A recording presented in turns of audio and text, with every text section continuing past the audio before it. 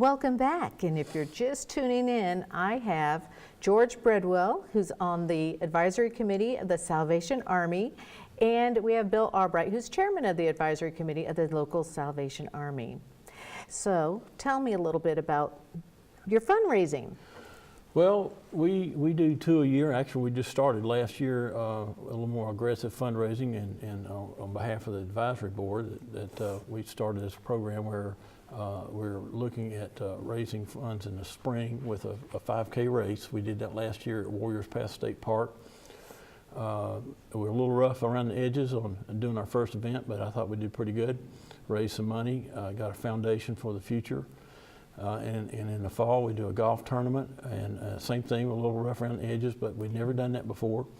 And I pulled it off and did a pretty good job and raised some money. So that's what we're going to try to make as a tradition each year. Well, what did you do before those two events? Well, in my tenure with the advisory board, which has been 8 or 9, 10 years, we really didn't do anything. So this is sort of an initiative that we've started, and everybody's excited about it, and so really this is new to us. So. Okay, great. So how did it go last year? Well, it went very well for people just starting out and trying to figure out what's an effective way to have a 5K run, or what's an effective way to have a golf tournament, and we were all Greek to that beginning, so we had to learn the process. And we think we did fairly well for our first time, and we're happy with that. And but we're also hoping we learn a lot so we can be more efficient for this coming. Yes, the first year usually is a little rough because you learn what to do and what not to do. Right. And the next year's always a lot better. So Right. good. Yeah. So tell me a little bit more about this. How can someone get involved, and how many volunteers do you need? So what's the next fundraiser coming up? Is it the golf or No, the 5K run. the 5K run? Right. Okay, so how can someone sign up for that? Or Well, I'm going to turn that over to Bill. He has more Okay. information. Well, just than call the Salvation Army offices if you want to help out. That's great. I mean, we'll take anybody that wants to help. It does take a lot of volunteers to run an event like that. Anybody in the Kingsport area knows that 5Ks are very popular and a good way to make money. It does take a lot of work. I believe it takes a lot of work.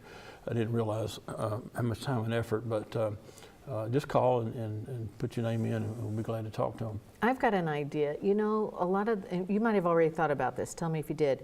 A lot of the high school students have to put in volunteer hours to get their Tennessee Virginia Scholar points.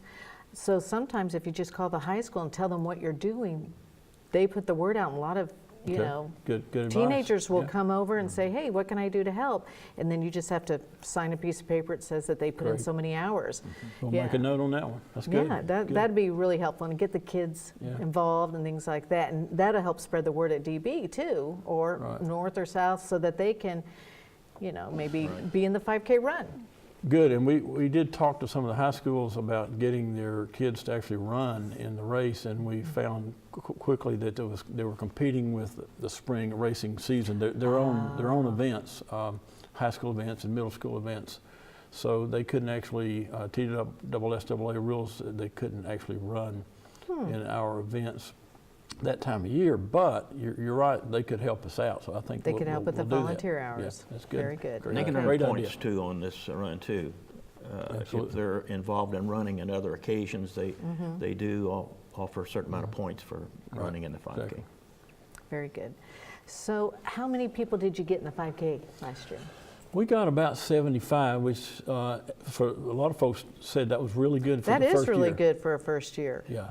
That's so we're real impressive. excited, and we had some people. What was fascinating is we had some people that had been running for years, and 75 is a low turnout, but not bad for the first year. I mean, Susan Coleman and people like that do thousands. Well, but they've been doing it forever. some of the folks that won their event, their category, and had never won before.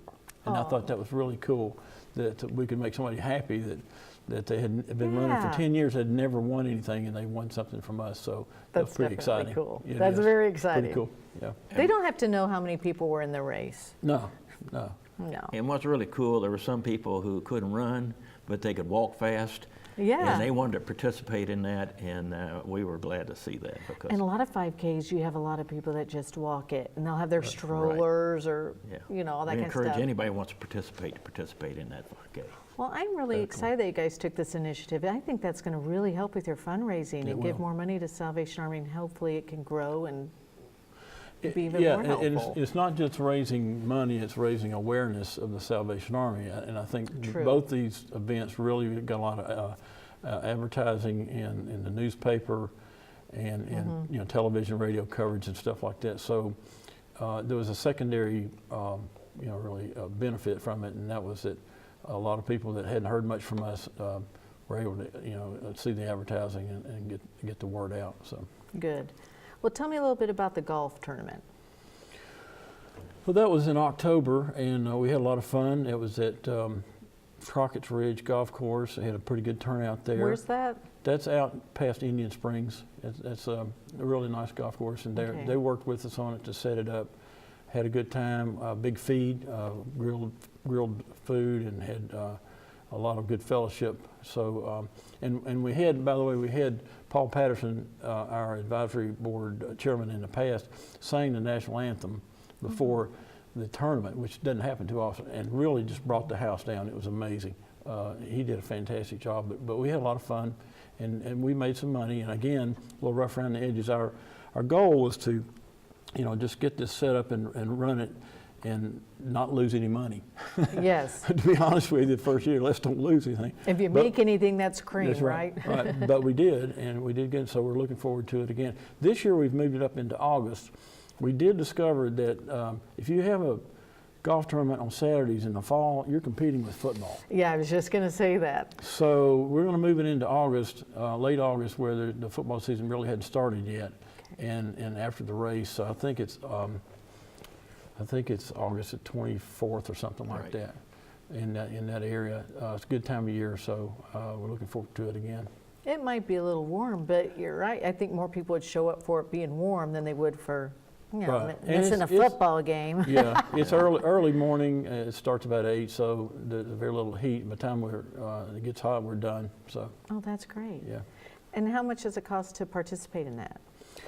Well, there's two ways. You can do individual fee, which I think is about $30, or you can get sponsorship or partnership, as we like to call it, and that is, you know, where we go out and find somebody like a medical group or whatever that might help sponsor a team, a 4-man team. So you can do individual or you can do team sponsorship. Okay, great. And we gave away a lot of prizes. Let me say that. Oh, I was just going to The- ask the- you that. I the- was going to the- say, what were some of the prizes? The gifts and the prizes were amazing, and we had some folks working on that. Kay Oglesby worked on a lot of the gifts and prizes, and we gave away a ton of stuff. The number one prize was a weekend at Beach Mountain Golf Course and a stay in their cabins. That's Oh, pretty nice. good. That was That's pretty really good. That nice. was, that was the top prize, but there was some other good stuff too. So, Oh, that's really good. sorry. So, did you participate? We didn't play. You didn't play. You were busy volunteering and making sure it was running smoothly, right? Yes, I had to deal with a family crisis when that was being held, so I didn't get to participate directly in with that, so I hope everything's better now and you can participate this year. thank you. Yeah. Well, what else do you guys do regarding fundraising or awareness? I know there's the Angel Tree. Right, we do a And lot of. that's not really fundraising, but that's, It's just volunteer work during the Christmas season. yes, And indirectly. we all stay busy doing that, working with the Angel Tree and the toy shop and the kettles and stuff. So we just help out in those areas. those kettles, you know what? I can't pass one without putting money in it. I feel too guilty. I remember one time when kids were little and I was in a hurry and we were running into the store and they stopped me and said, "Mom, you didn't put anything in there. That's for, you know, poor people." And I went, "You're right," you know, and I thought, and from that moment on, I always, no matter what, put money in the bucket. And I've heard some neat stories about people finding some neat things in the bucket, like Monopoly pieces or $1,000. There was a case in Knoxville for many years where there was a $7,000 check put into kettles.